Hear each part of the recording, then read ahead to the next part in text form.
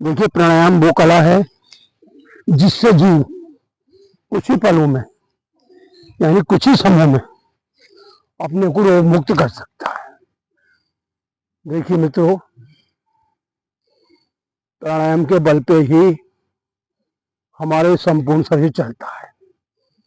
यानी आंखें देख रही हैं तो प्राणायाम की शक्ति पे,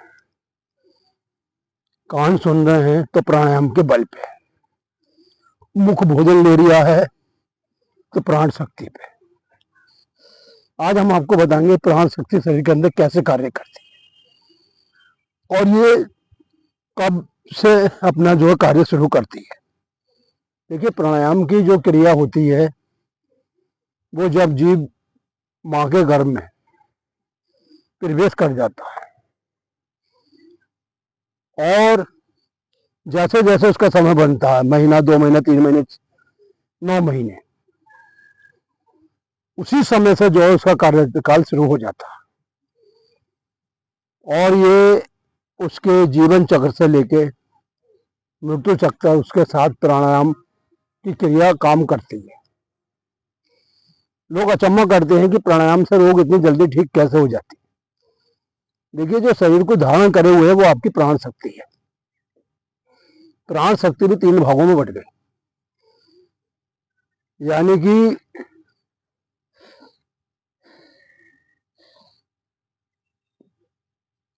माइनस प्लस उन दोनों का जो निचोड़ आता है वो उसके जीवन का सार। माइनस आप जो है उल्टी नाड़ी को कह सकते हैं, प्लस सीधी नाड़ी को कह सकते हैं। जहां ये दोनों नाड़ी जाके टिकती हैं वो उसका निष्कर्ष निकलता है। इसी पे जो है संपूर्ण शरीर की प्रतिक्रियाएं चालू होती हैं। तो जैसे कि हम आपको कहते हैं भस्त्रिका। भस्त्रिका क्या है? इसके अंदर आपके फेफड़ों की वर्किंग चालू होती है।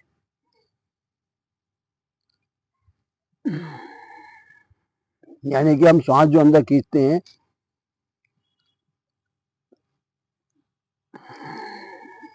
इससे हमारे फेफड़ों को बल मिलता है। बल क्यों मिलता है? कि फेफड़ों का जो कार्य है वो प्राणायाम में शुरू हो जाता है। तो देखिए आप, जैसे कि हम जो है सांस भर रहे हैं तो आपको एहसास होगा कि हमारी सांसें के अंदर सांस भर रही है।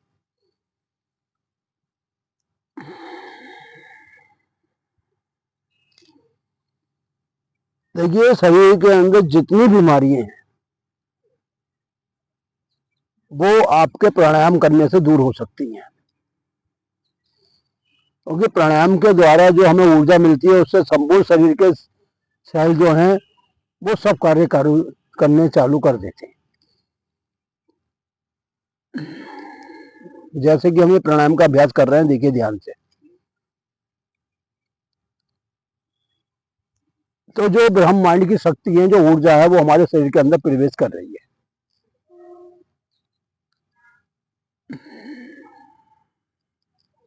अभी हम छोटी सांस ले रहे हैं, लेकिन जब हम अभ्यास निरंतर करेंगे तो यही सांसें हमारी बड़ी हो जाएंगी। कैसे?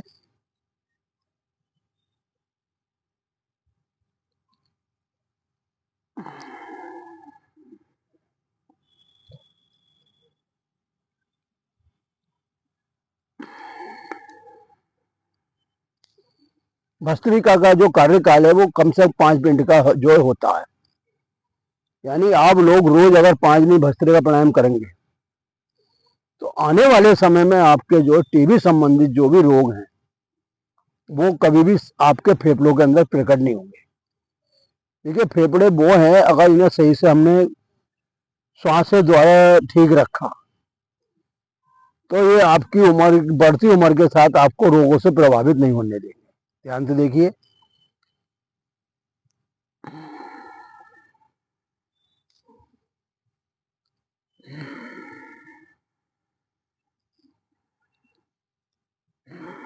देखिए ये प्राण वायु दिखाई नहीं देती है, न इसका रूप है, न आकार है। ये सिर्फ आप एहसास कर सकते हैं। शरीर के अंदर बीमारी नहीं दिखाई देती, सिर्फ आपको उसका आभास होता है कि मेरे फेफड़ों में दिक्कत है, मेरे सांस लेने में परेशानी है, लेकिन ये प्राणों से जुड़ी हुई है हमारे, इसलिए प्राणायाम के द्वारा ही इन्हें ठीक करा जा सकता है।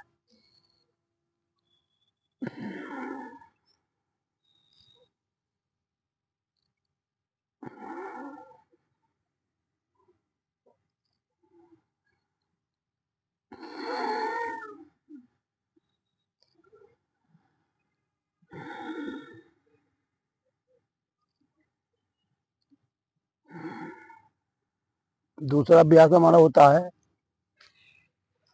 वो हम आपको इसके तत्व दूसरा अभ्यास होता है कि हमें पेट को अंदर खींचना। वो कब खींचता है? जब हम अपनी सांसों को बाहर छोड़ देते हैं।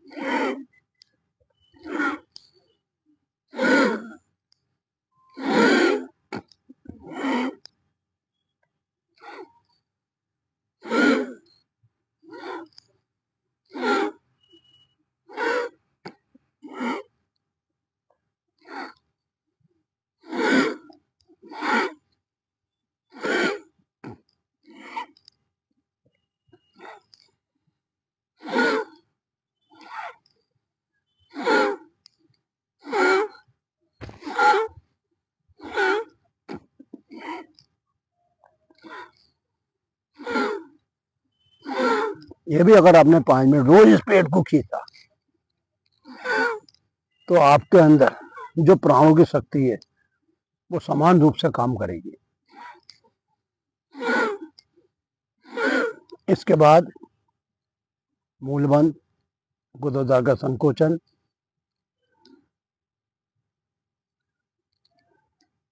उड़ियान बंद, पेट को अंदर खींच के रोकना,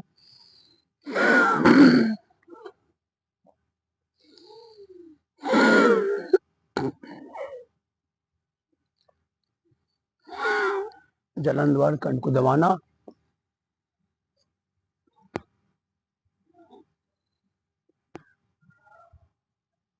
और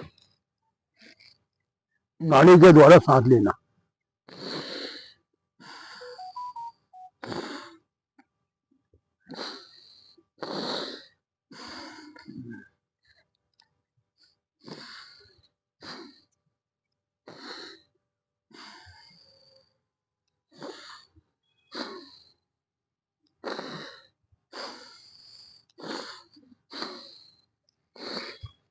ये क्रिया देखिए अंगूठे से और इस मुंगली की मदद से होती है।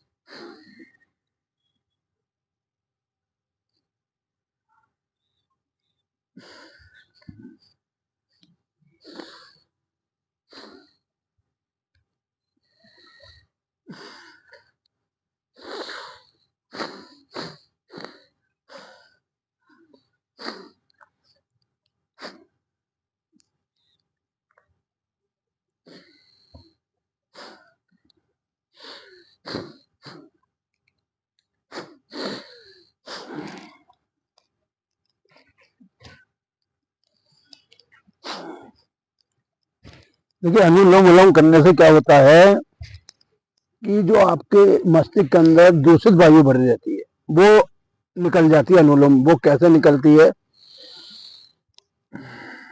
बाएं नाड़ी दाएं नाड़ी, श्वास लंबा गहरा,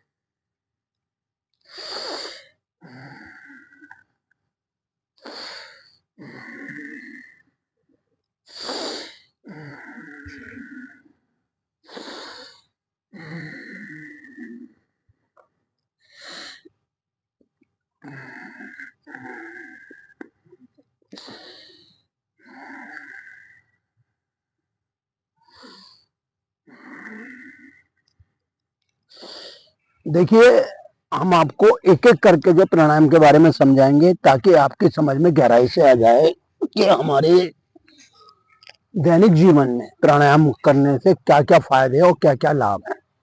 तो देखिए, हम आपको अब विस्तार से बताएंगे।